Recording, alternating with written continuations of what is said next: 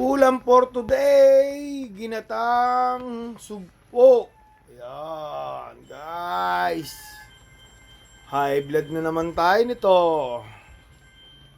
Kung gantong karami nga pala ano to, mga 2 kilo't kalahati. Yan, ulam natin for tanghalian. Yan, oh, ang lalaki niyan. Yum, yum, yum na naman. High blood din na naman tayo nito.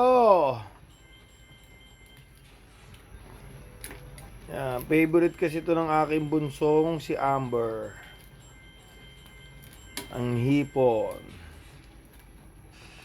Yan.